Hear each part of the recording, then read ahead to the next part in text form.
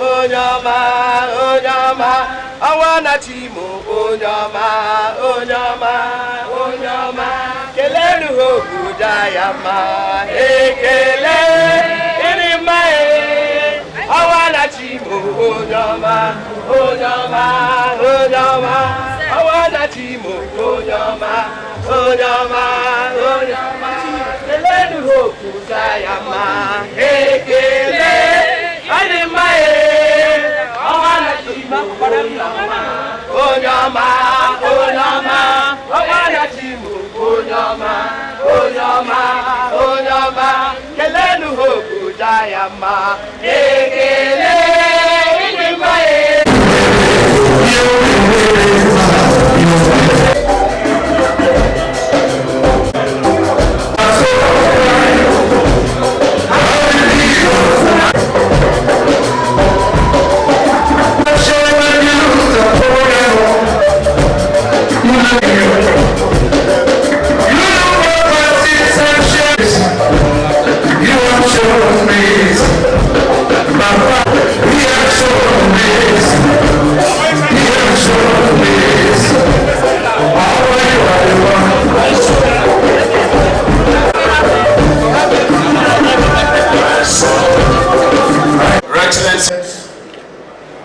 Sufficient time on some of these issues. The Farmers Association, particularly the women, I thank you for the eulogy, and the chairman, I also thank you.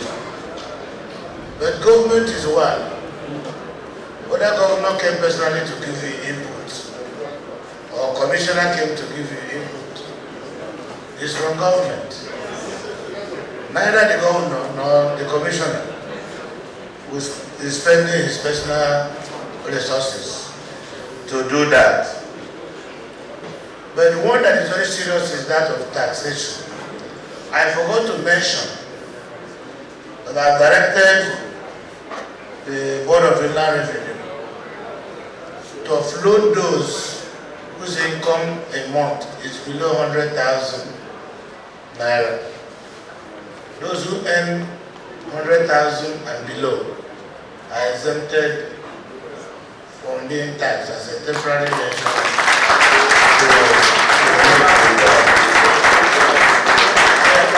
We had our issues in the past. But by the end of this month, we would have probably automated the tax system and the collection method. And that will immediately eliminate double taxation and over-taxation. Because under that regime, we will centralize the billing system so that both demand notices and all other levy or statutory duties will be centralized and will be system generated. That will eliminate that. What I'm saying here, I've listened to everybody. I grew up here. I'm not a stranger. There is nothing. I didn't come from America to become the governor. You know me and I know you. So if he's pinching you, he's pinching me. I think that the issue that is very important is that I came with a plan, because I knew the challenges we've had over the years. I came to cure the challenges and move the state forward. And whether you like my face or not, you will agree with me that the Imo State I met in 2020 and the Imo State of today is not the same. So all we need is collective effort. That is why those who are against Imo State going forward are those who are sponsoring insecurity. Insecurity is being sponsored, and those sponsoring them are our people. That is why I'm saying that they must stop. Because if we decide to do certain things, like air operation and that, you will be the same people who come to say, hey, why did the government go there? Because he can't do such operation without an innocent victim, collateral damage. So that is why we are saying, let us advise ourselves. 2 months ago, we graduated 5,000 young graduates from digital skill acquisition. We empowered them. Out of the 5,000, over 800 are now employed abroad. The other ones are practicing their own businesses. We gave them tools to start up. As I speak to you, we have 15,000 during their finishing school. In the next 3-4 weeks, they will be graduated and they will come out. We intend to achieve 100,000 before the end of the year. Now we have an arrangement with the government of Canada to train nurses here and export to Canada. All these things are possible because don't expect fish from me. I want to encourage you to learn how to fish. Because it's a commonwealth. We can't individualize it. So, what do I say? I advise them, President General of Town Union, traditional rulers, you are not a king if you are not in your kingdom. Well, a king without a kingdom is not a king. A community leader without a community is not a community leader. So that is why I'm begging that people should go home and be challenged. There's no how the young boys and girls will have community by community. We decide that there will be peace in the community and there will not be peace. Do it, let me see who will challenge you. And the reason why we have traditional rulers and community leadership is for them to provide some of these things. The security agencies are there to work for you, but they need information from you. So we must collaborate them. Don't see them as enemies. See them as friends and partners. However, listening to this meeting, I think we have been empowered to do more. So, if you think that you will come out here and say you are coming to enforce sit at home, I will enforce you visit the cemetery. Anybody coming to enforce sit at home will go to the cemetery. That's what we're going to do. So we're not going to take it lightly. I'm going to convene my Monday, Tuesday Security Council meeting. And there will be new strategy that will make sure insecurity will become a thing of the past. It's not under my watch as a governor. I will not sit here and somebody will be campaigning. I want to be governor because Igbo has to be safe. When you are the brain behind the insecurity, I will deal with the person hopelessly. So this Imo State is not for crime. It's under my custody. I'm confident and I know what it takes. And by the grace of God, I will continue to be in charge for now. So let us try to encourage our brothers and sisters and all the agencies that are involved for the implementation of this policy or programs we have read out here. The labor union, I had you. There will be a monitoring committee that will monitor sector by sector, a central monitoring committee, and I will also call on the unions to nominate people into those committees. So it will not be left for government officers alone to implement. That way we will have checks and balances. I think we have done well. If the grace, if you can test the food, I sit down here, this is the starting of the palliative measures. The Deputy Governor, Speaker, Imo State House of Assembly, the Deputy Speaker and all the honorable members here seated. This meeting is at your instance, but permit me, sir, to invite His Excellency Professor Placid Njoku, the Deputy Governor of Imo State, to do a welcome to this galaxy of distinguished Imo sons and daughters who are gathered here in response to your invitation. Professor Masidi, Deputy Governor, sir, the microphone switches to.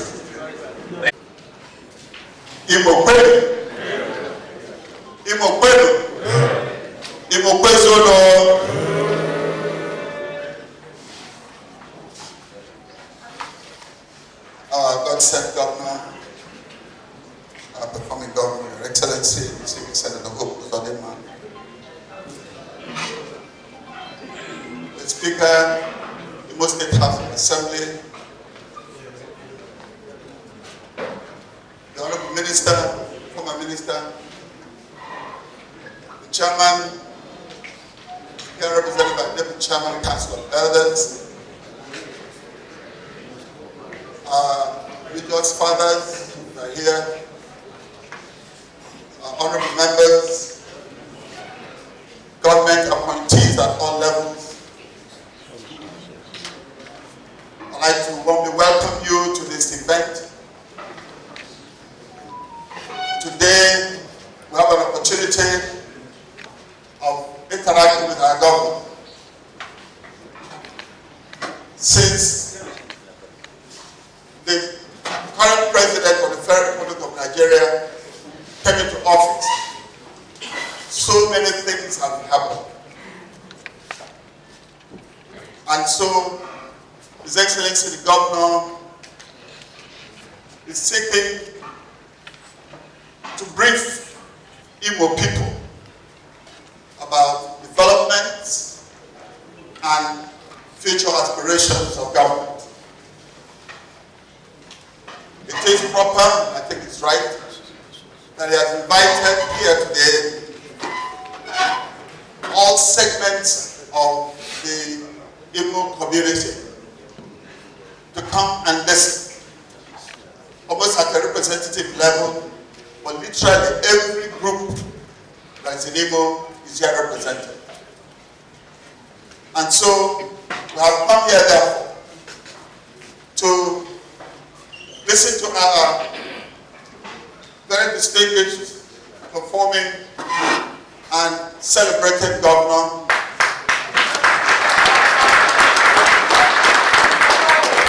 the governor who in recent times has annexed several awards, several recognitions, and I can tell you, I can confirm to you that many more are even on the way. This is a man who has distinguished himself in everything he has done. Any grass he cuts it permanently. Any building he builds it for permanence. He develops a road, it's constructed for years and years to come.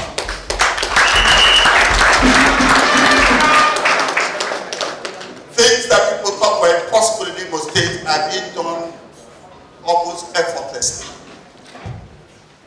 People thought that individuals in Imo State could come here and literally take away the assets of our state. And in his wisdom and his charismatic manner, he has tried to recover quite a lot of those and many more as they will recover. He has come here to show us the way. He is the leader of our state. He is the Governor General of our state.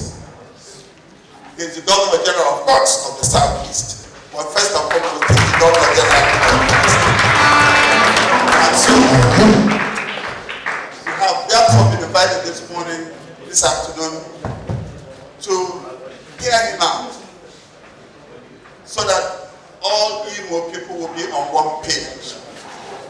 That we will be assured of what direction our government is taking us to, and be certain of what our own responsibilities and contributions must be. He is willing to give, he is also available to receive. I believe that our people need this opportunity to hear. Quite a number of things have happened since the removal of the fuel subsidy. There is confusion in the land. People are uncertain about the direction of I believe that this opportunity today will be one that you can use to tell Igbo people the Igbo response to the fuel subsidy removal.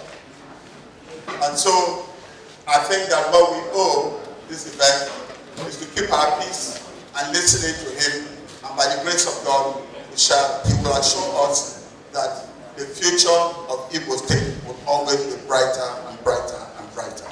Thank you very much.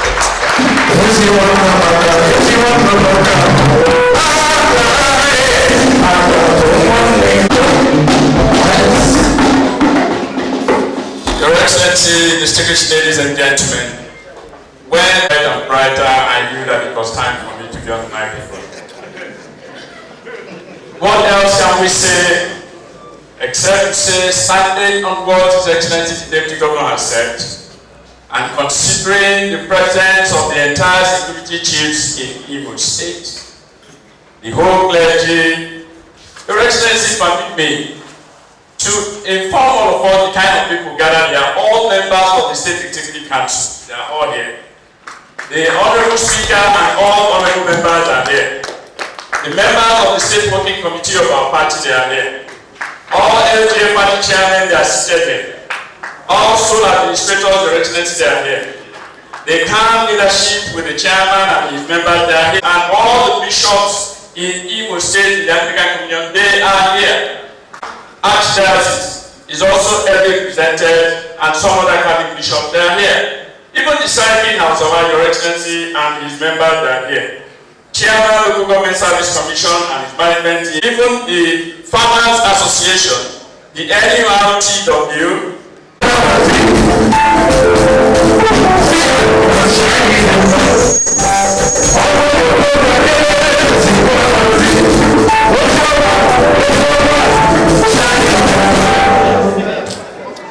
Thank you. Let us see.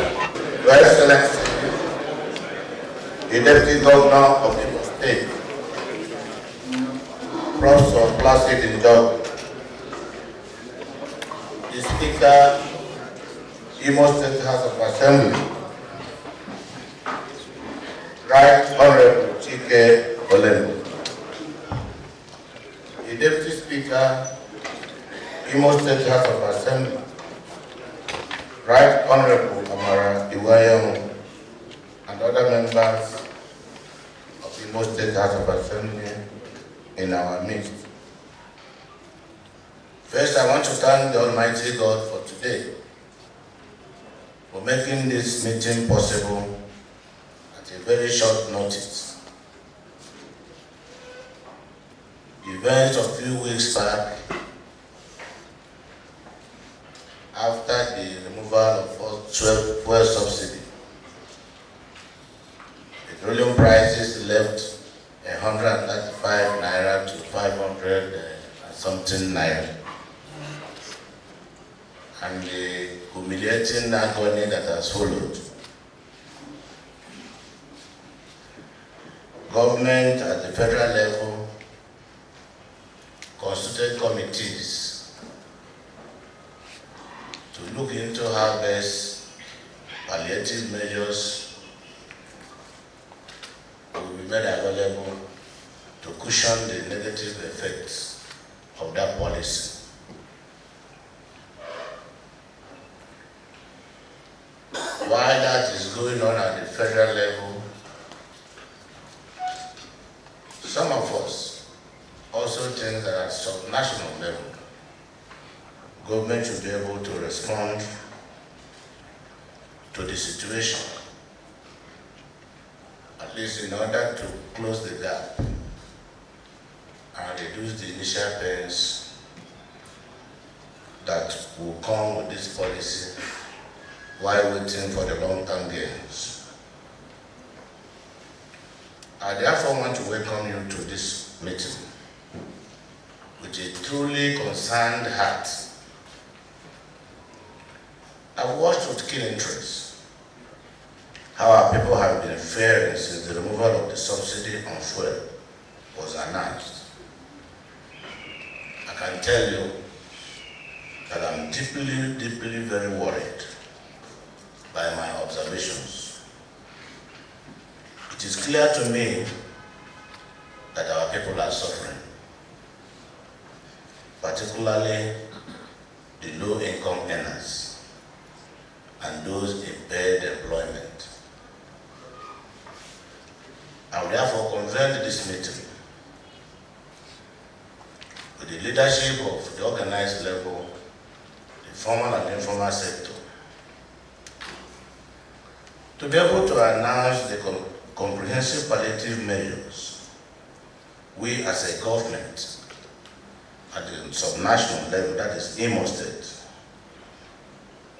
are putting in place, which I'm sure will ease the sufferings of our people if properly implemented, in addition to the measures we are expecting that will come from federal government. I want you to know that I'm with you in your travels. I share in your worries, I share in your pains and anxieties. But most importantly, I'm here to tell you to worry less. I'm also here to give you hope and to assure you that help is on the way.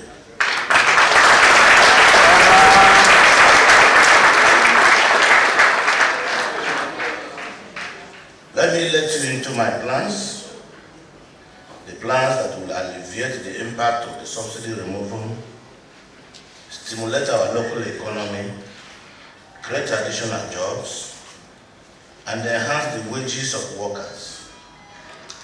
The plans that are aimed at making life more meaningful for ordinary people in the face of current economic challenges, aggravated not only by the removal of subsidies of petroleum products, but also the effect of the global economic challenges occasioned by the outcome of the Russia-Ukrainian war that have threatened food security all over the world. Let me say, however, that although the impact of that policy appears harsh in the short term, it will in the long run bring positive results. I know that because we are buying petroleum products, particularly PMS, now at almost 530 naira per litre, as against the previous rate of 189 naira. You may hardly believe it, but I know that faith and hope are recurring words in our everyday lives. And because you have hope, and I know that you also have faith in what we are doing, I'm confident that ultimately we will triumph. And I want you to be rest assured that it is not promise. Your experience over the years since 2020 when I became a governor, I've struggled to keep to all my promises. And I don't promise things I cannot do. I mean what I say and do what I mean.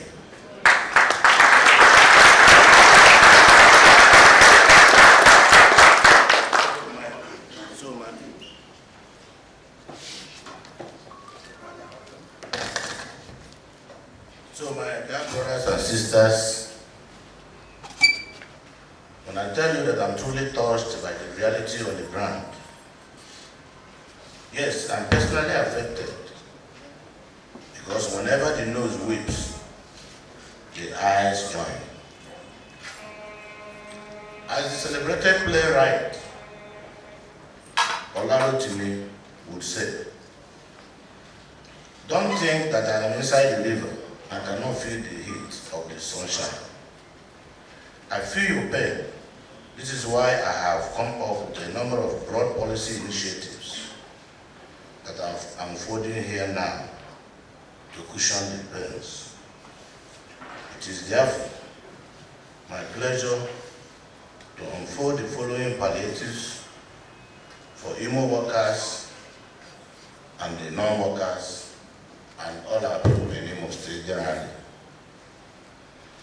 This policy, after being read here this afternoon, will become a government document, and the most immediate implementation must start.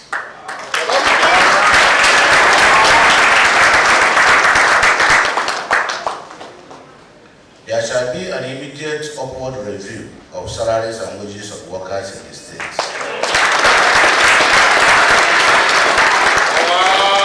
The minimum wage is hereby raised to 40,000 naira.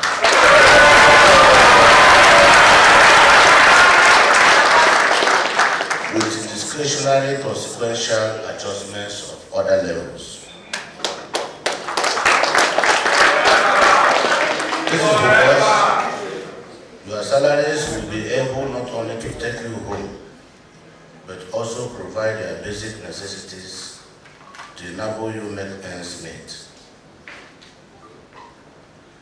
I will strengthen the free transport system.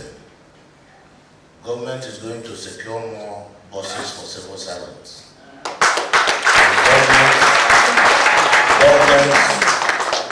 Government will create more routes to cover enough latitude to bring workers in Imo State to work and take them back home without pay.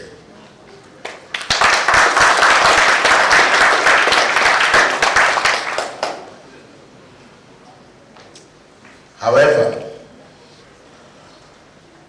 I understand the plight of the civil servants.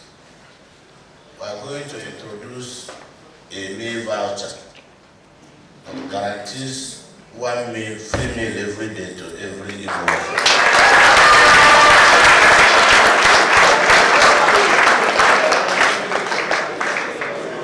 We are going to set up, we have already rehabilitated the restaurant, the canteen and the secretariat. So forthwith, activities will resume at the secretariat. There must be a specific time. All the workers will go and eat and go back to their offices. If the time is 12 o'clock, if you come after 2 o'clock, don't ask for food. So you must keep to time, so it will be done in an orderly manner. I'm therefore directing the head of service to take charge and ensure that this takes off immediately. All the workers in Imo State will receive henceforth free medical treatment.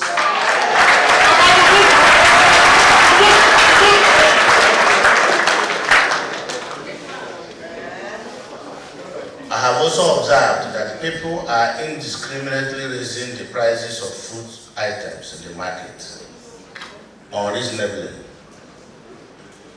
To beat down the prices of food items in the market, Imo State Marketing Board Company is now Imo State Marketing and Commodity Board, and they are going to embark on procurement of food items in bulk, and they will use their items to crash the products and prices in the market.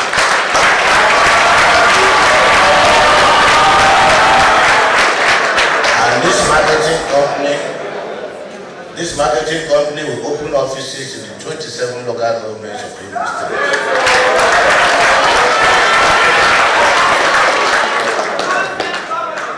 So Imo State will begin to procure food items.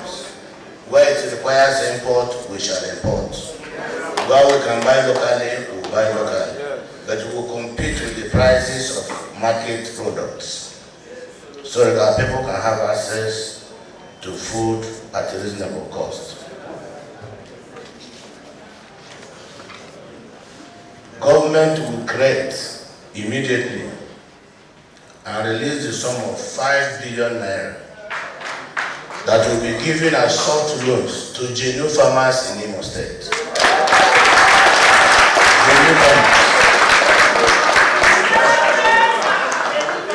Qualified genuine farmers that will enhance production. If you don't see a farm and you don't know you as a farm, you are not entitled to take from any part of this money. I'm therefore calling on the Commissioner for Agriculture, Livestock, and the leadership of Farmers Association of Imo State to work out the modalities for disbursement.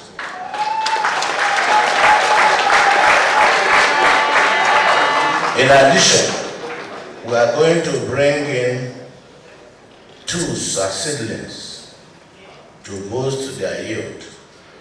We will also provide farming inputs to serious and qualified farmers in Imo State. It's expected that through this program, we will encourage young graduates to own farms and produce food for our people, rather than roll the streets. And if that happens, it is expected that these measures and the expansion of commodity boards will generate over 500,000 jobs in the value chain. I also observed that the owners of transport vehicles have decided to increase the prices of transportation indiscriminately. A mass transit scheme shall be established immediately by the Ministry. In this regard, Imo Transport Company shall be resuscitated and reorganized for efficient service delivery and also act as a credible alternative of choice for transportation. In addition, as a long-term plan, we are trying to connect the 3 urban centers, in Imo State, Olu, Okigwe, and Owerri, through light rail. So we are currently now designing a light rail transportation that will take people from Okigwe, from Olu to Owerri. Our expectation is that those who work in Owerri can live in Okigwe and come to work, and live in Olu and come to work in Owerri and go back. There will be recruitment exercise before the end of this month, or starting from the end of this month, for new teachers from primary to secondary and tertiary levels to boost employment and income generation, particularly among our graduates.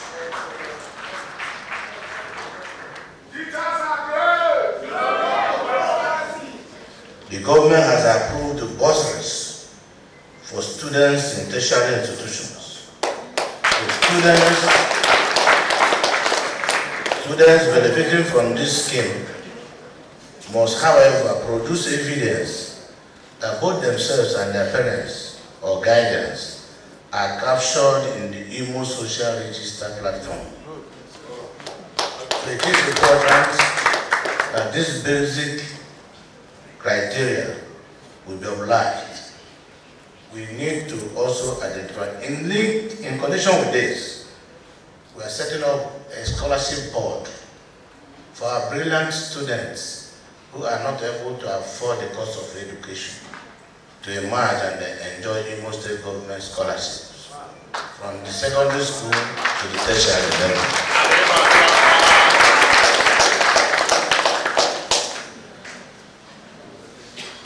An arrangement is almost being concluded to begin to pay gratuities of civil servants who retired since 2008 till date that have not been paid.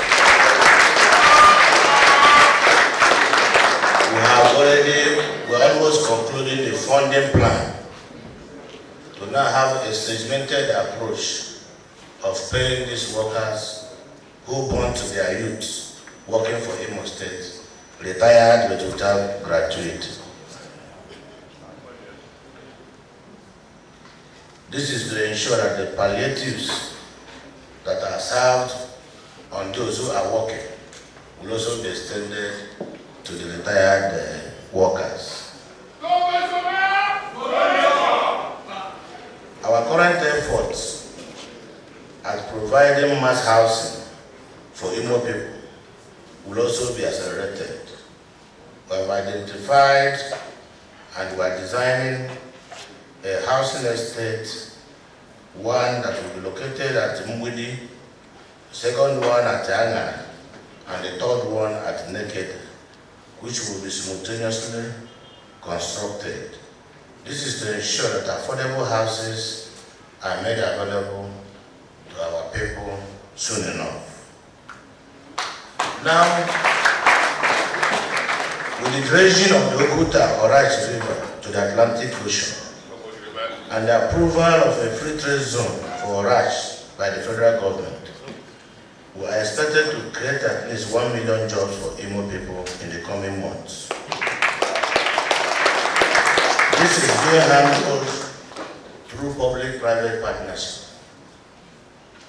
and there will be an industrial cluster located in our Uzodimma local government that will be powered with gas, and all industries that will use gas as raw materials will be located in that place. There will also be a residential estate for workers to that project. We are going to take over Eboma power plant from federal government with the amendment of the Nigerian Constitution 1999, which has now empowered states to generate and transmit power. It is our hope that before I leave you as the governor, there will be no light out in Imo State.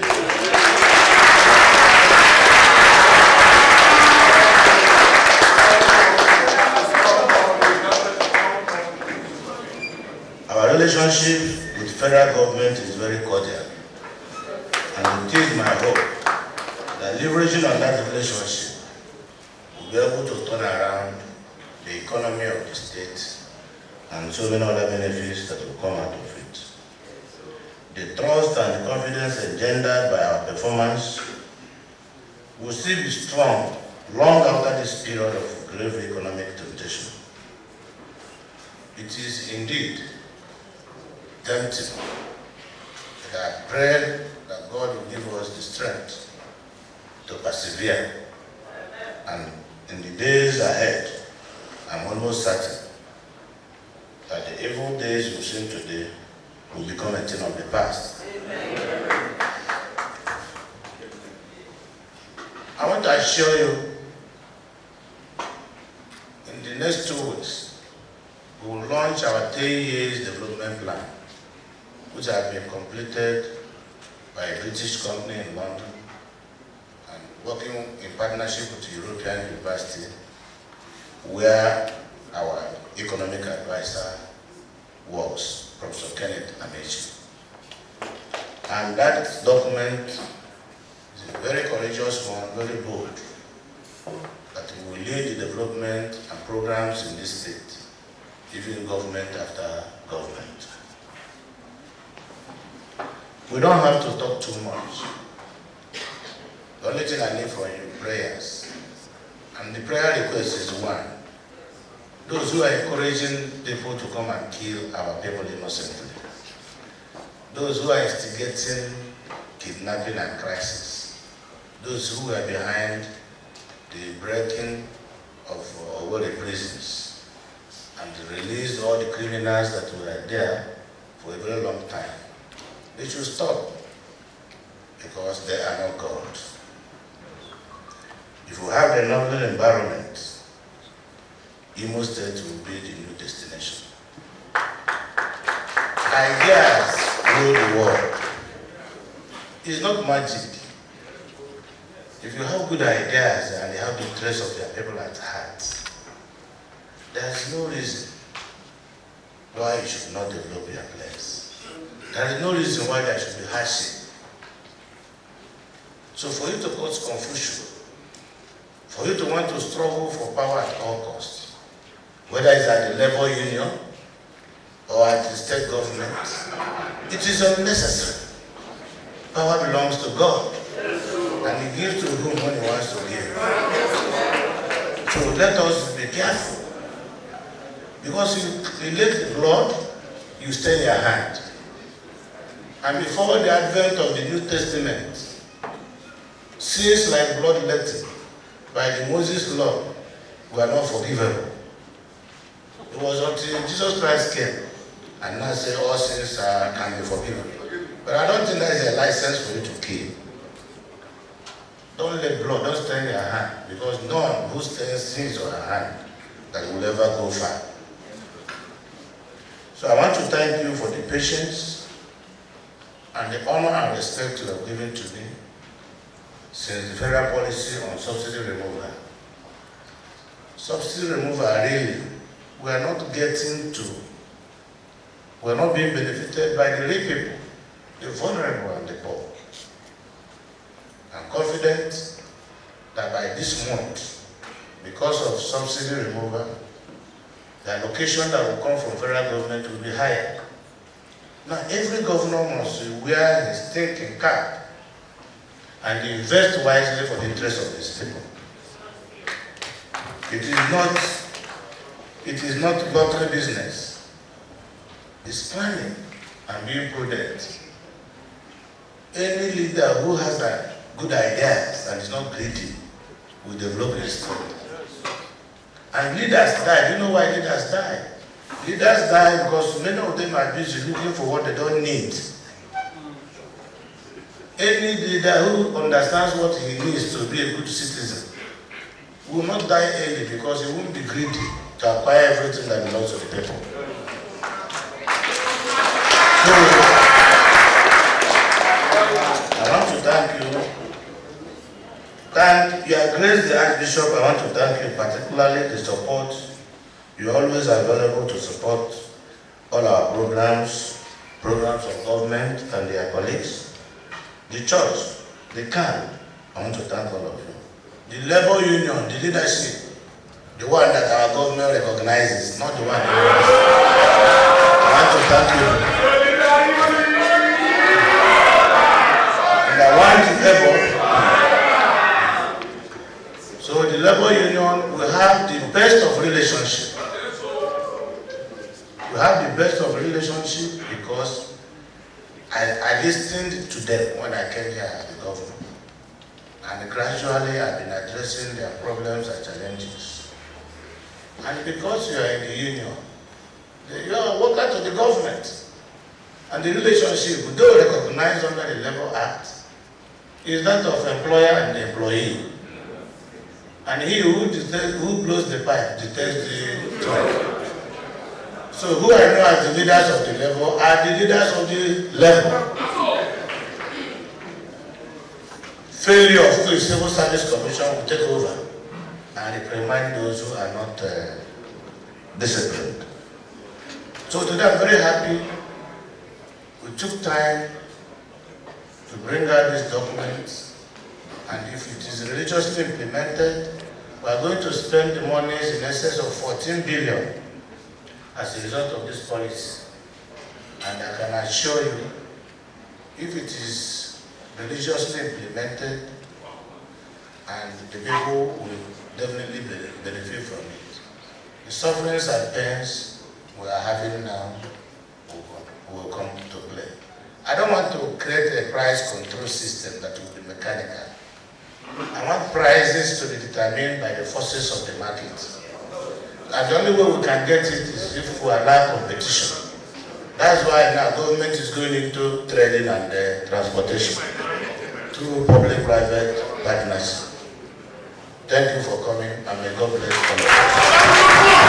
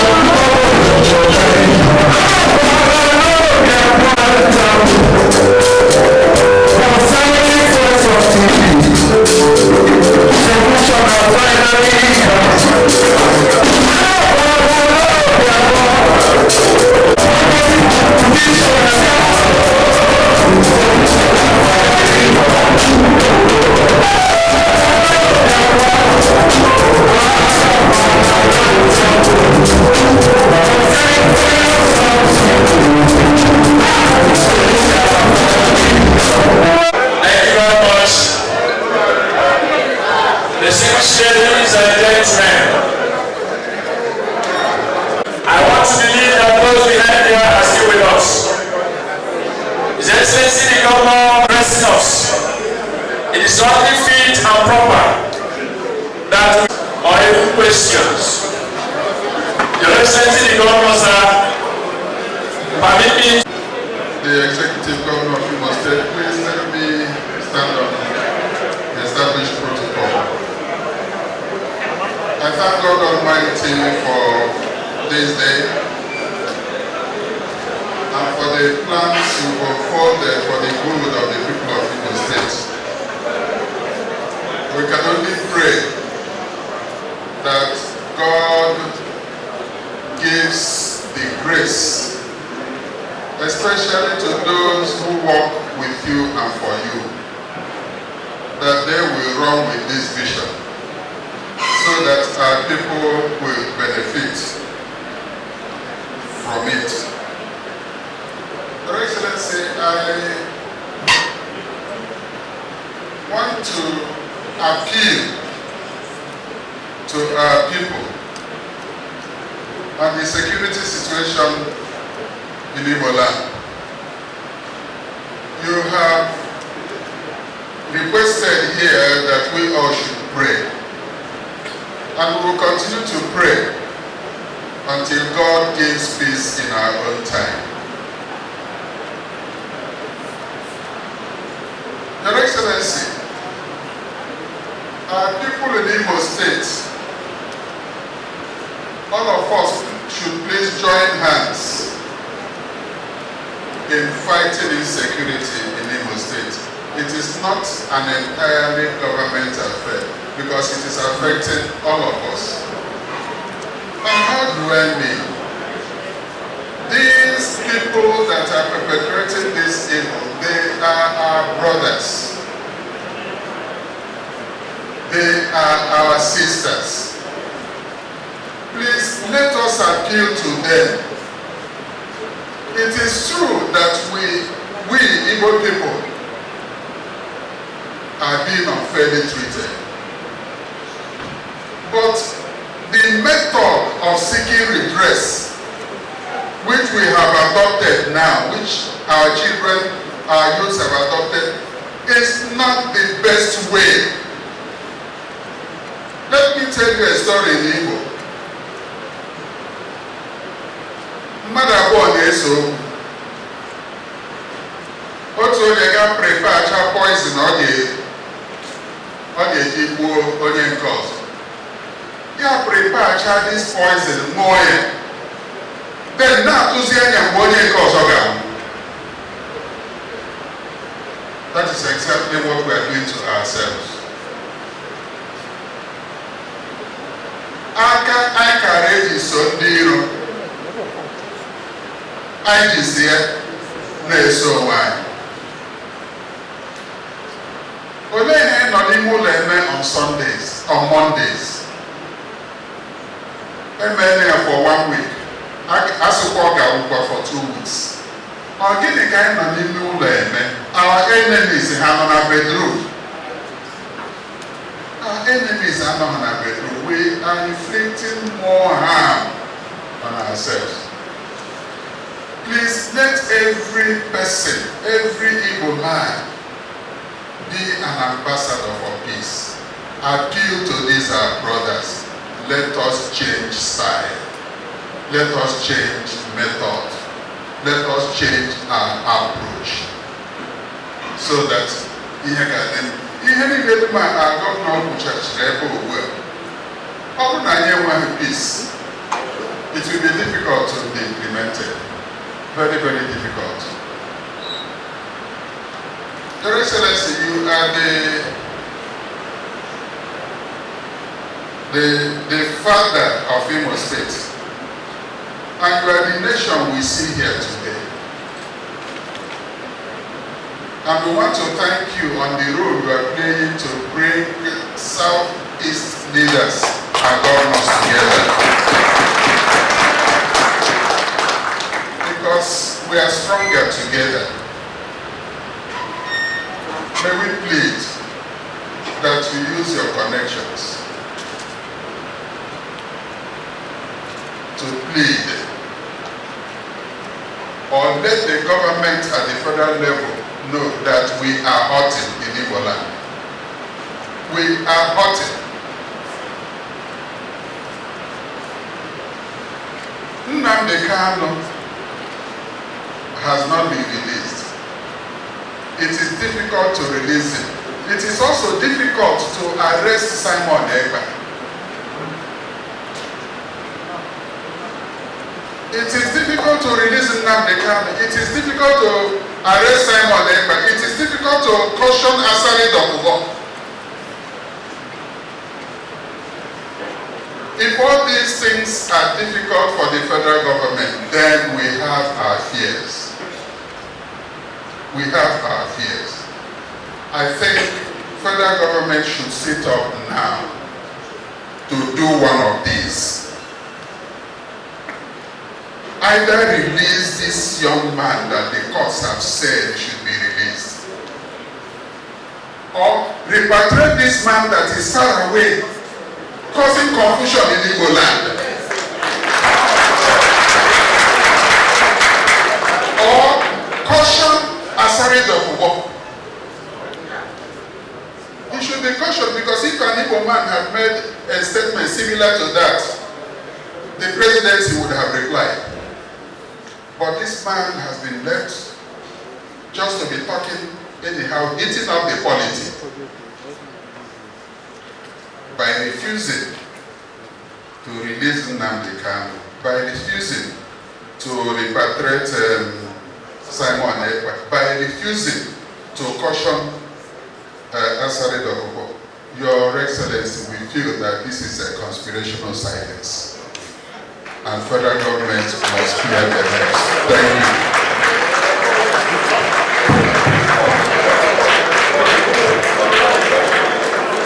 Thank you very much. Sustaining the momentum, may I humbly invite the Vicar General Catholic Diocese of Owerri, representing the Archbishop, Very Reverend Father Reginald Iwu. The microphone goes to him. Thank you, sir. Comment, contribution, question, you free, sir.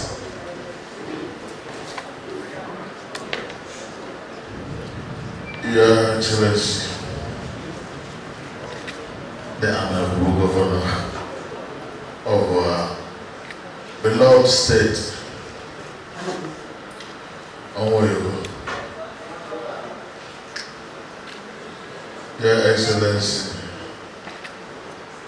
the Deputy Governor, but the time is no longer on our side, so that we can find our way home, because we have stayed a long time here. My senior brother, the Archbishop Anoa, just finished what I've been writing on my table here to say. So to cut the long story short, we keep on praying for our governor and the government of Imo State.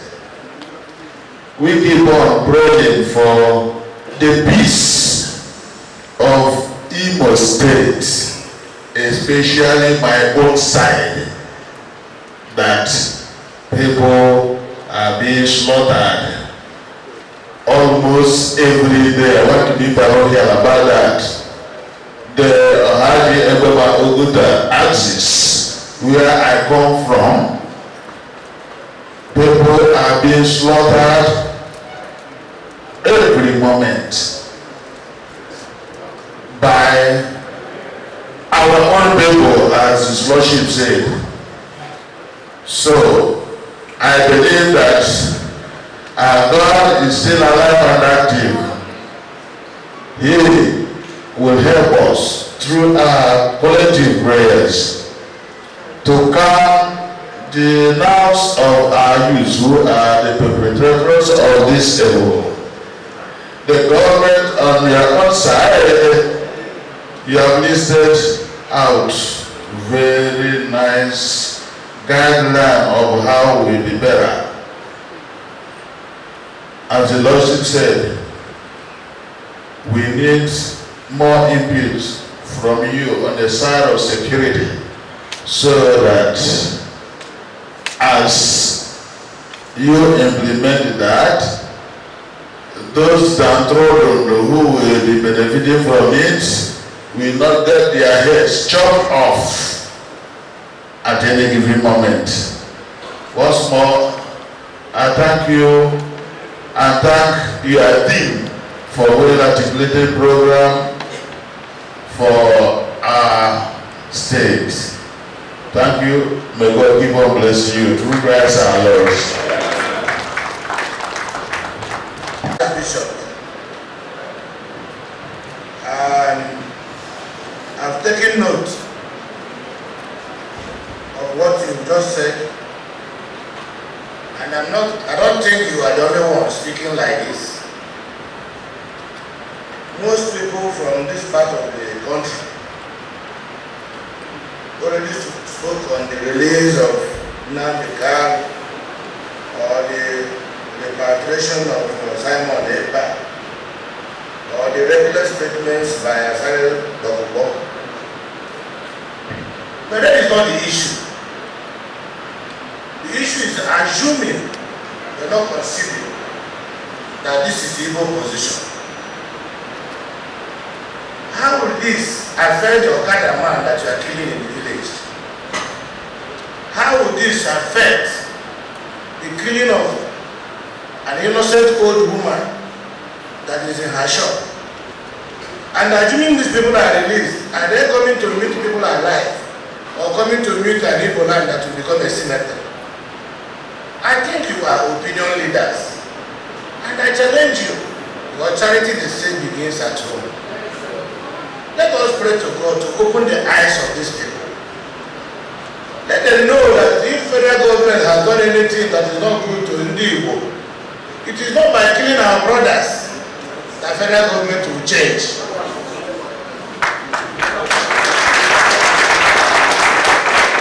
So go ahead, preach to them. Those our young men and women who are busy killing innocent people, killing our brothers. The people that are being killed are Igbos. The people that are complaining are Igbos. The people that will solve our problem are not Igbos. So how do we now combine these two things? I think the principle of contradiction is saying two different things from the same mouth.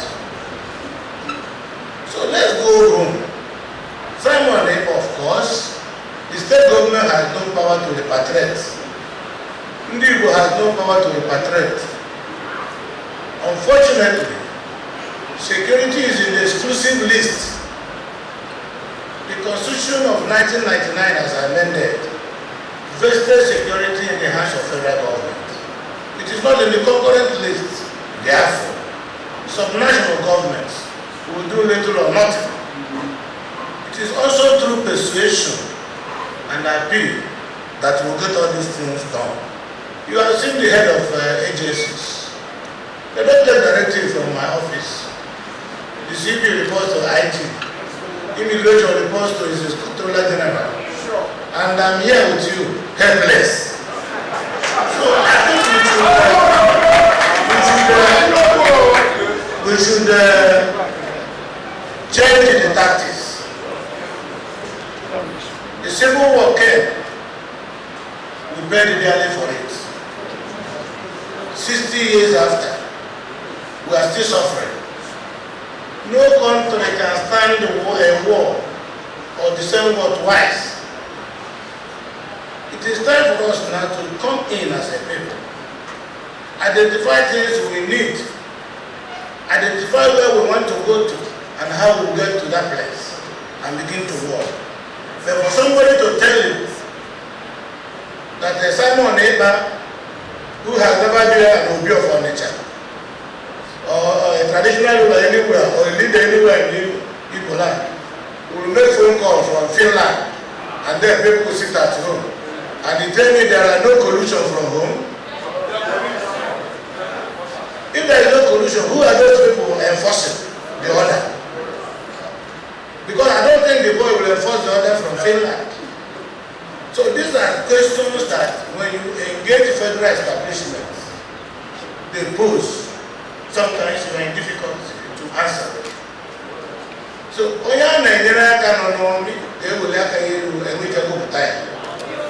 Yana, yo, whether we want to be Biafra today or tomorrow, let our people be alive to see it. And we will just live and see our job Biafra. And then the struggle for Biafra, what has it gotten to? Taking somebody's car, kidnapping him, and when he pays 100 million naira, you release him. Is that how to get Biafra? So the criminal aspect of the issue, these criminals who are kidnapping people, collecting ransom from them, are they sent by Simon Ekpa? Are they sent by Nnamdi Kanu? I don't think so. I don't think so. And it's the surest platform to preach to Ndiu. I know I'm in government. It's the church. So I want to employ church leaders to find courage to condemn the random and indiscriminate killing of our people by our people. If today the decision is that we will leave Nigeria, and there are still leaders, church leaders, traditional leaders, political leaders agree on that, of course we will go for it. But not that when we have not agreed on anything, people will be taking actions that will lead to loss of lives of our people. Very brilliant, intelligent people of Igbo extraction lost their life to this stupidity. So I think that the church has a role, the government has a role, community leaders has a role. We must join hands to condemn what of our brothers and sisters who depends on daily income to live. And you come and say they should close their shops for 2 weeks, they shouldn't come out. Who will feed them in that 2 weeks? So I've not seen any wisdom in this thing. For me, it is absolute rascality that must be addressed. You were all here when this matter started in Olo. I called. Some people vilified me because they said soldiers came. The same people that were calling home, now please bring a soldier, bring the army. The army didn't want to come. You now want the army to come. The police didn't want to come. Now you want the police to come. So our people are picky at talking before they listen. I think we should begin to listen before we talk. However, you don't solve security problems in the market.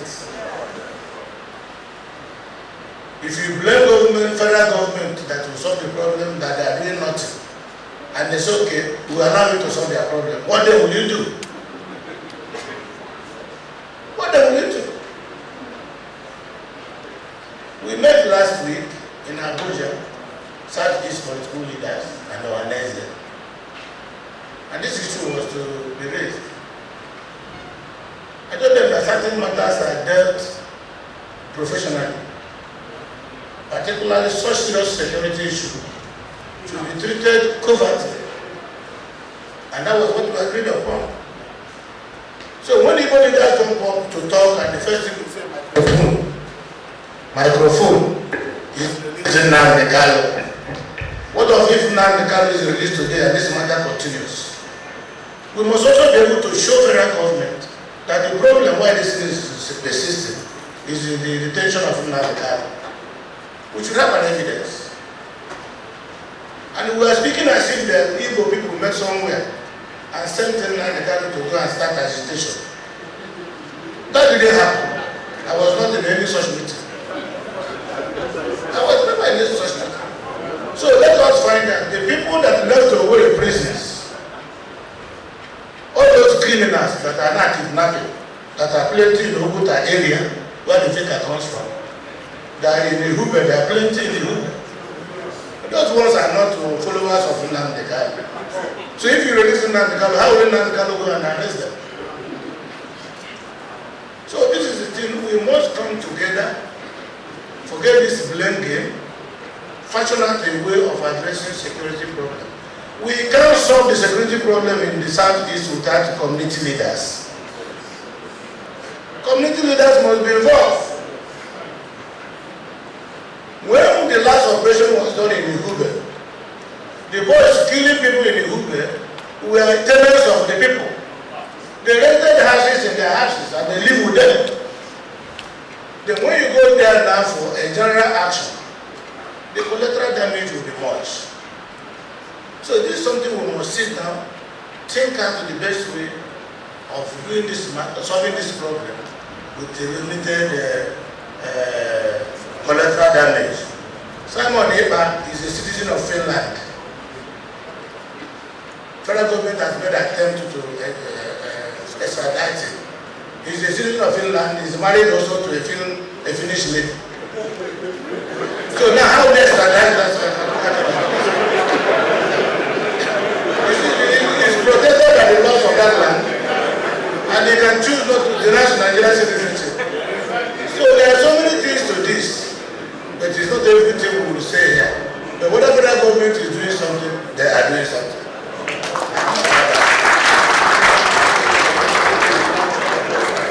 Now, finally, today's meeting, we will still meet on security in the Southeast. There is a security summit, security and economic summit of the Southeast that will be hosted in Owerri on 24th and the 25th.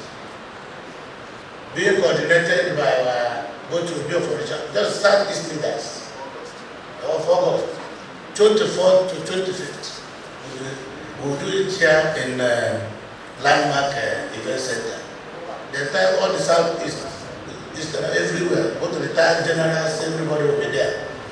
It's a very serious summit that will enable our people come up with a position. But what I am afraid is that the one crate of egg now is almost 2,000 plus. People are dying and some people don't have access to food. So let us solve this problem, have the political harmony, and then after 24th, if it is war you want us to declare, we declare the war. Whatever you want us to do, we will do it. Because because I sit here, does not confer on me the monopoly of wisdom and knowledge. It is what you want that I will do. If you want me to fight, I'll go away. If you don't whatever it is, so we will sit and articulate these things and do it properly according to the majority opinion. So let us take from the labor union, they are here, and the other unions, because it's not tomorrow when I travel to Abuja, people will be whispering, we have not seen God for tonight.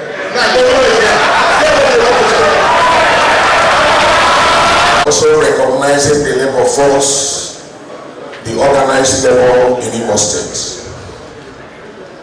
We also want to thank you for that government-labor relationship you have maintained to make sure that workers of Imo State are carried along. I want to announce to this honorable house that since inception of this government, the workers of Imo State receive their salaries as at Wednesday. And they come forth and pensioners at the comfort of their homes, they will begin to receive their salaries. I want to thank you. The other day I was going to Enugu. In fact, it was only 30 minutes I reached Ogiwe from Owerri. It's not a big feat. Our dear governor, you are so dear to us. I have been meeting a lot of people that give a listening ear. You are number one, sir. Anytime we want to meet him as labor leaders, they will give us that opportunity to meet him. And you know we are on Oliver Twist, Your Excellency. Every day we will continue to demand. And we will continue to demand, Your Excellency. That one you have solved most of our problems today by saying that the 30,000 minimum wage will be increased to 40,000 naira minimum wage. That workers we get their meal every day at the comfort of their offices. And I want to ask, when you are adding workers, I don't know whether teachers are inclusive. You know, I'm the chairman of Nigerian Union of Teachers. So, we want to thank you. Continue to embrace workers in your title. There are other people the other time we have meeting with you. There are matters we presented concerning some other workers. Just listen. There are workers who said that their sins have been forgiven. So please, we want you to consider those ones. When their sins are forgiven, and I believe as they are going to heaven, they will also follow us go to heaven. So Lord Excellency, now that you have given Labour a very powerful recognition, we want to assure you that we will continue to follow you, continue to obey you, continue to, anytime you call us, as far as workers of Imo State is concerned, we will listen to you. Finally, before my colleague, the TUC chairman, will talk, I also want to beg, my knees are on the ground. You know that workers of Imo State, like you have said, will increase their pay package. Please, sir, there are other things that I may not say here that we are going to say in the bedroom. And when we go there, we will highlight all those things. You are a listening governor, and I believe you can do those things. Thank you very much, and God bless. Finally, I want to say, wait. We will continue to pray for you, not only praying for you, we will add fasting to it. Thank you very much. Your Excellency, sir, the Executive Governor of Imo State, Your Excellency, the Deputy Governor, let me stand on the existing protocols. In order to increase my own time, I will adopt his own eulogies. He has extolled His Excellency enough for both of us. Your Excellency, please, I have one small letter I would want to advance to you. I don't know who I can give it.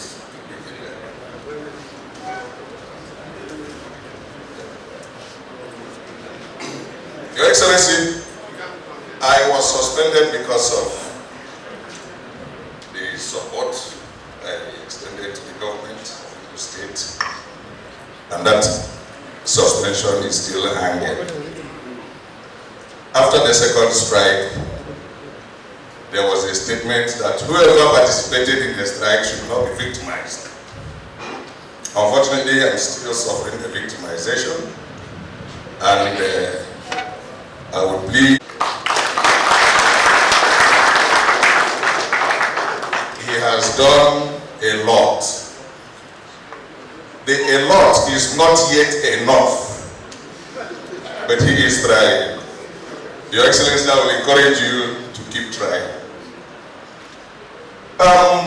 We have all had it. I'm a Catholic. Jesus said he made the blind to see, he made the deaf to hear, he raised the dead. So when he says that he will come again, I believe it. But unfortunately, some past governments have made promises they never kept. Your Excellency, we have all heard all you reeled out for the benefit of Imolites and patriotic citizens of Imo State. I want to plead that whoever is engaged to implement some of these beautiful policies, let them carry out your intentions. Let whatever that is meant for the poor reach the poor. It is not good for people who can afford it to still rip off other people who cannot afford it. We have a lot of things to say, But I think maybe you will give us a separate time sometime so that we can date in a better environment. I want to thank everybody, especially Your Excellency. God bless all of us. Your Excellency, the Executive Governor of Imo State, I hand under the existing protocol, the established protocol. I want to thank you immensely. I am the State President of North Imo State, Comrade Pastor Dr. Richard Eze. Your Excellency, you have done so much. In fact, when you are laying out the packages are mind-blowing. In fact, let me use Igbo adage. I cannot nani again about am I am na Ibu Ugu Ngozi Lota from Abuja. In fact, the workers have not had it so good like this in the past. We are talking about promotion we have just released. We are also, rejoicing over the 13th month salary, regular salaries, regular pensions, and so many other packages. Even the Chofadri workers should enjoy it. You are now saying you are going to add more. So I want to thank you immensely on behalf of the workers of Imo State. You have done so much for us. And we know that all the Tuba, I cannot bear the first half. My friend by the second half. Imo State, I'm happy with you. And we are assuring you of our backing. By the special grace of God, come November 2023. Also, I need to know you are not rejoicing. I enjoy that to show you that we are happy with you. God bless you, Your Excellency.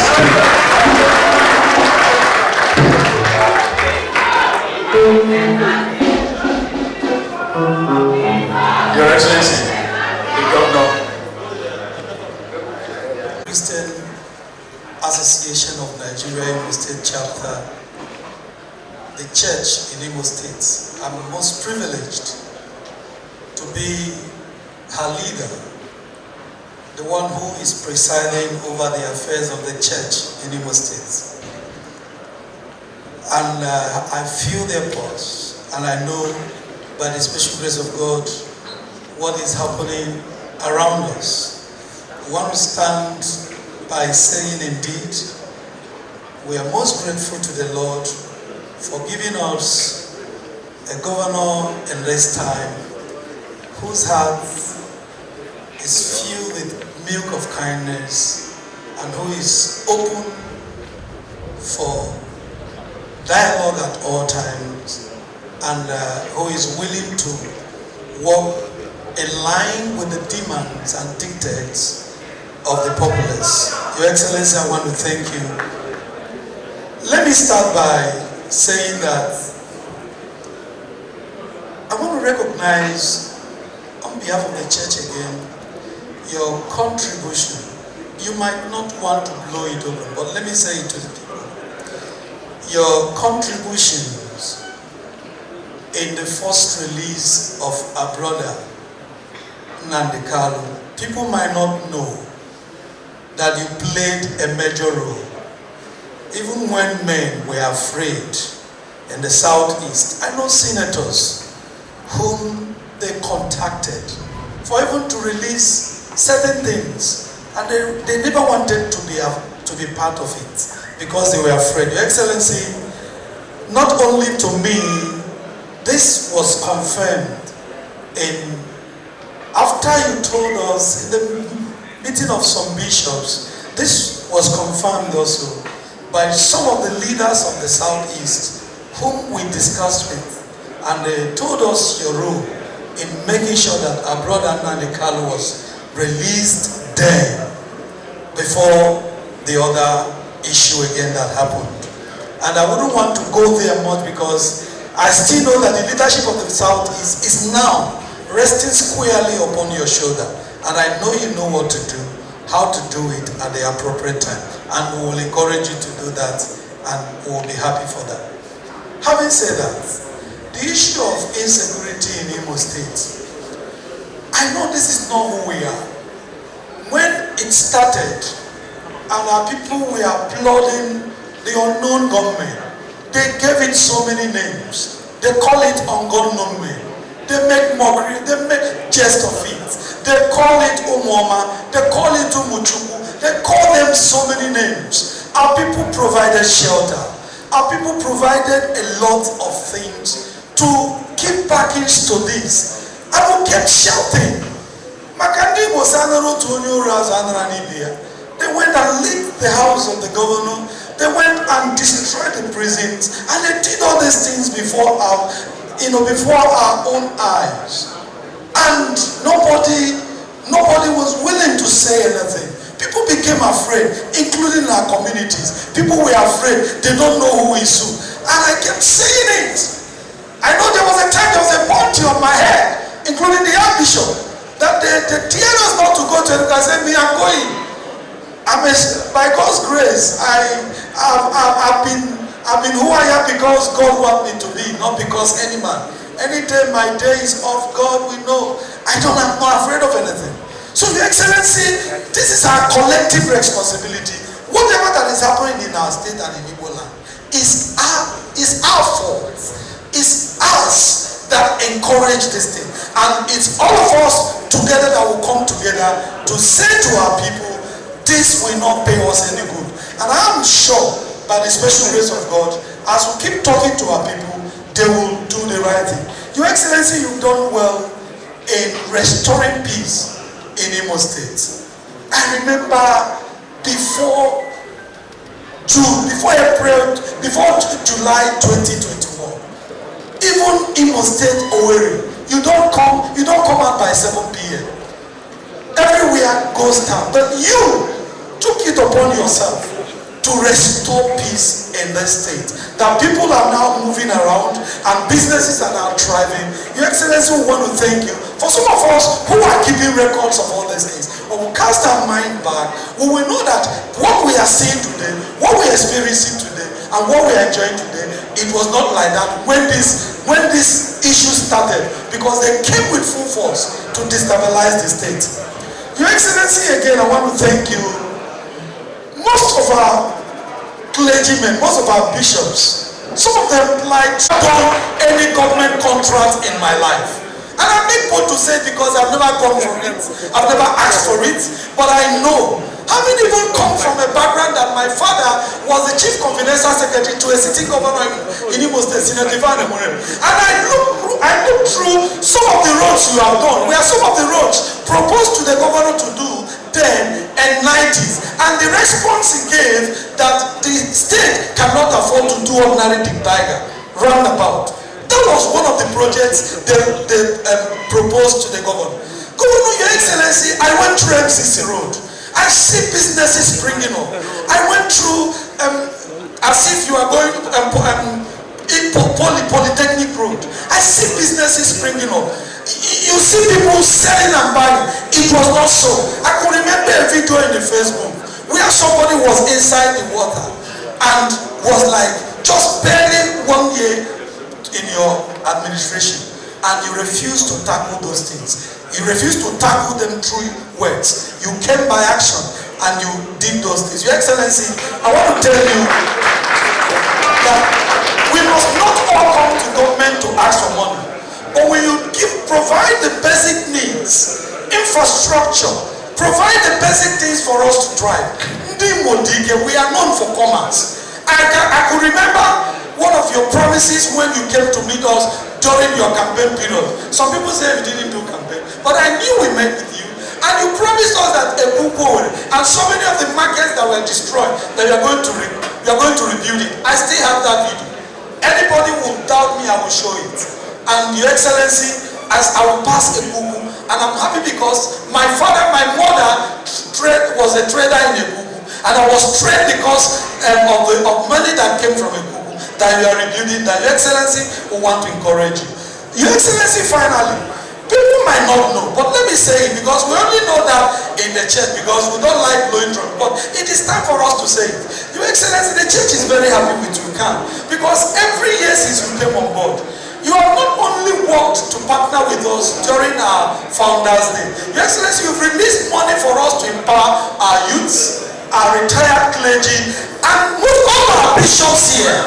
All of them are they can say for sure that through their blogs and also slots given to all of them, they have always been nominating youths who are in the villages and local areas, and that will empower them through the resources, through the funding you have given to us to ensure that our people will have something to do. You have done this consistently since you came on board. So Your Excellency will have so much to say. We might not say them now. Most of the things we are seeing today, including that of the Charter of Equity. Your Excellency, Archbishop Onoha is my father is here. He will also agree with me that the church can comfortably and confidently say to the world that we proposed this Charter of Equity to you. It's not something of political thing. It's just that they took it and fine-tuned it like we told you. We advise you. So that people will know that it's not just that you want to do it to make sure that you continue to stay in government. We propose to you as a church that this is important for us to do. By the time we release the document, the world will know that this is not political. It was classes of bishops like Archbishop David Ono, Archbishop Obina, Archbishop Uzodimma, and so many other people, which I was part of. And I want to thank everyone that has gathered here. Let's keep praying for His Excellency and his government. One thing I know him, I don't know if he will change today. I've known him for so long. One thing I've known him is that if he says a word, he will do it. I know him again for something, and I want him to continue doing it. He means what he says, and he says what he means. And wherever excellence is obtainable to our governor, good is not acceptable. So to those who are going to work with him to implement these things, please, hope that you deliver on promise, and God will bless you. Thank you.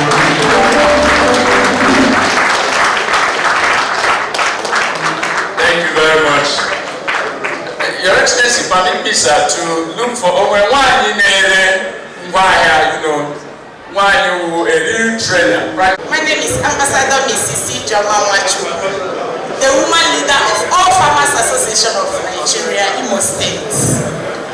His Excellency, I am standing here on a dual purpose, sir, on behalf of the women in trading and on behalf of women in agriculture. His Excellency, we cannot thank you enough.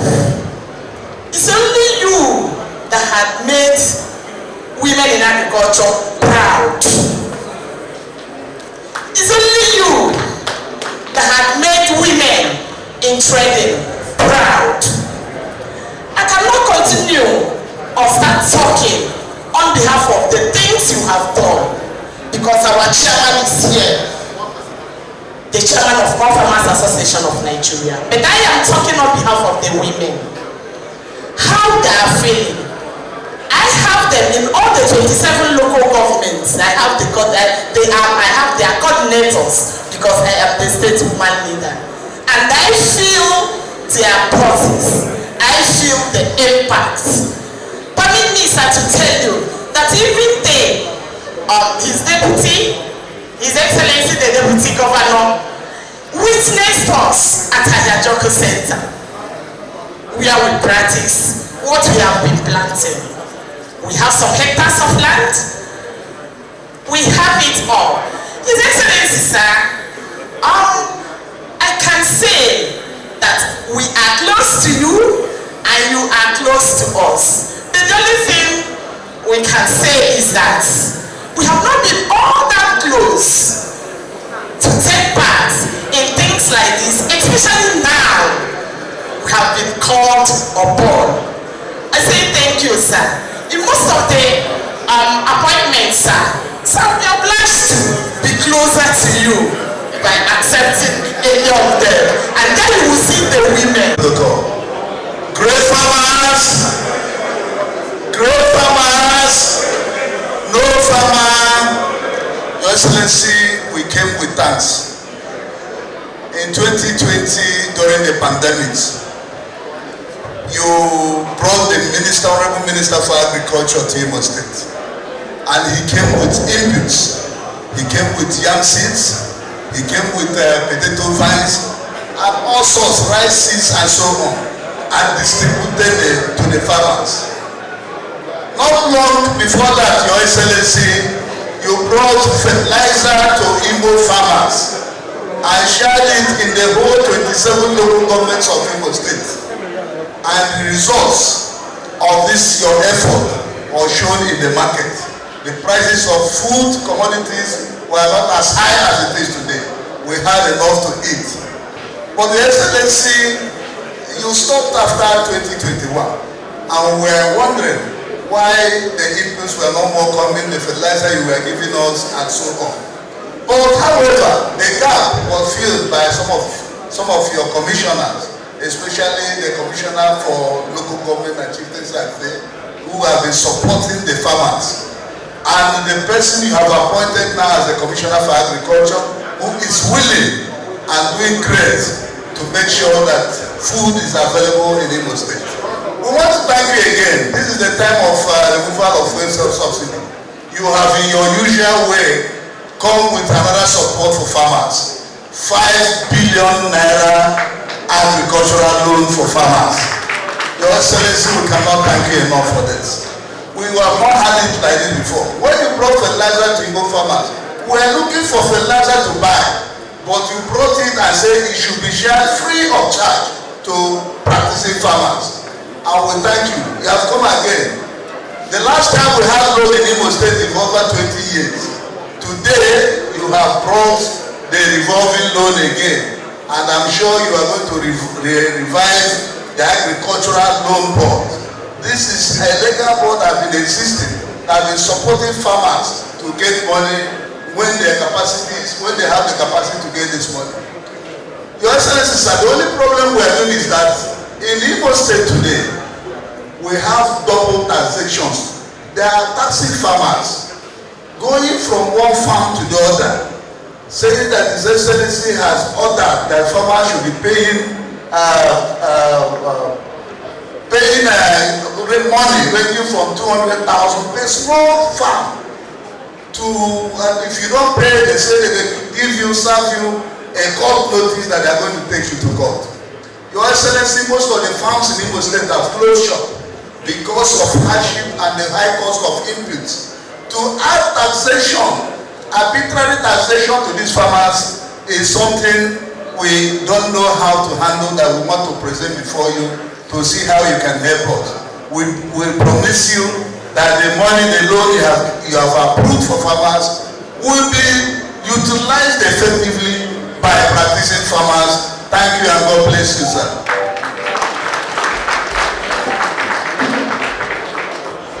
Your Excellency, with due respect, may I humbly request that you make your remarks on these contributions. Sufficient time on some of these issues. The Farmers Association, particularly the women, I thank you for the eulogy. And the chairman, I also thank you. But government is one. Whether governor came personally to give you input, or commissioner came to give you input, is from government. Neither the governor nor the commissioner is spending his personal resources to do that. But the one that is very serious is that of taxation. I forgot to mention that I've directed the Board of Inland Revenue to offload those whose income a month is below 100,000 naira. Those who earn 100,000 and below are exempted from being taxed as a temporary measure.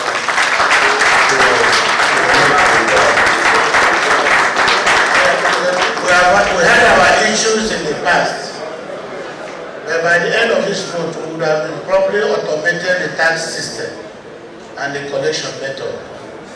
And that will immediately eliminate double taxation and over taxation.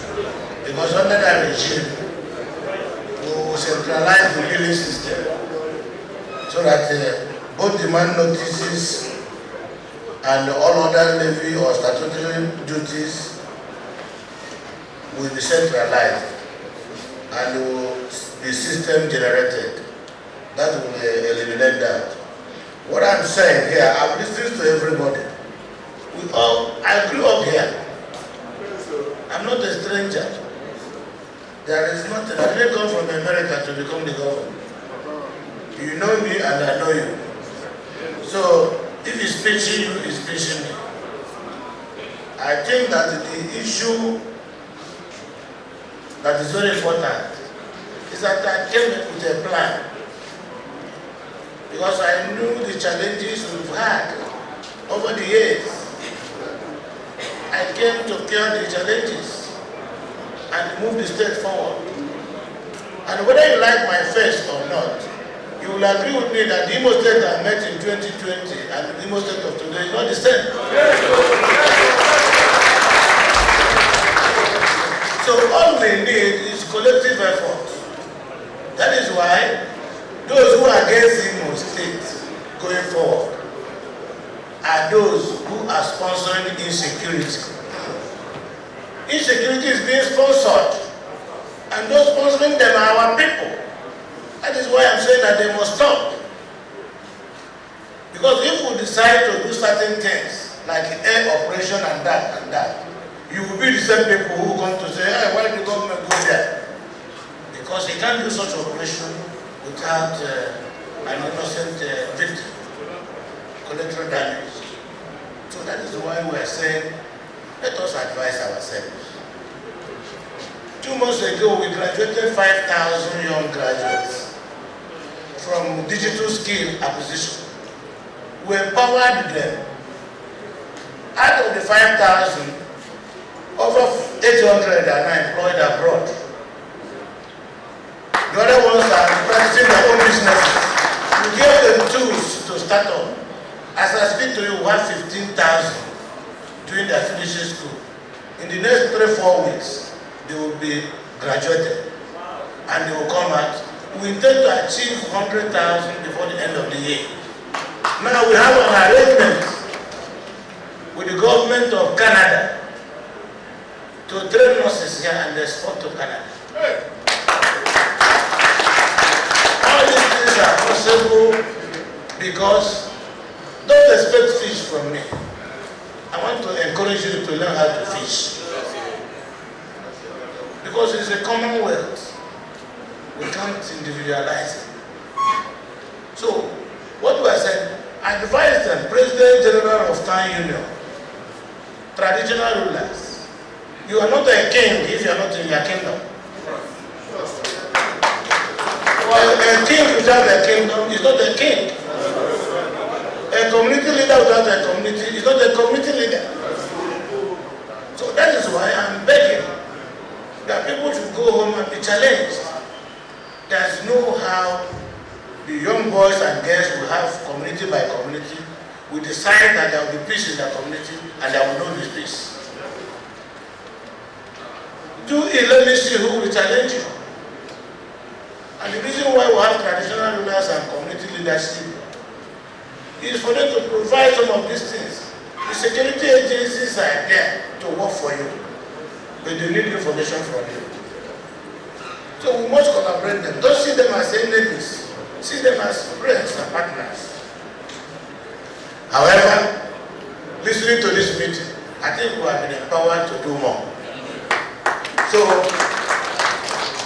if you think that you will come out here and say you are coming to enforce sit at home, I will enforce you visit the cemetery. Anybody coming to enforce sit at home will go to the cemetery. That's what we're going to do. So we're not going to take it lightly. I'm going to convene by Monday, Tuesday Security Council meeting, and there will be new strategy that will make sure insecurity will become a thing of the past. It's not under my watch as a governor. I will not sit here and somebody will be campaigning. I want to be governor because Igbo has to be safe. When you are the brain behind the insecurity, I will deal with the person hopelessly. So this Imo State is not for grant. It's under my custody. I'm confident and I know what it takes. And by the grace of God, I will continue to be in charge for now. So let us try to encourage our brothers and sisters and all the agencies that are involved for the implementation of this policy or programs we have read out here. The labor union, I had you. There will be a monitoring committee that will monitor sector by sector, a central monitoring committee, and I will also call on the unions to nominate people into those committees. So it will not be left for government officers alone to implement. That way we will have checks and balances. I think we have done well. If the grace, if you can test the food, I sit down here, this is the starting of the palliative measures.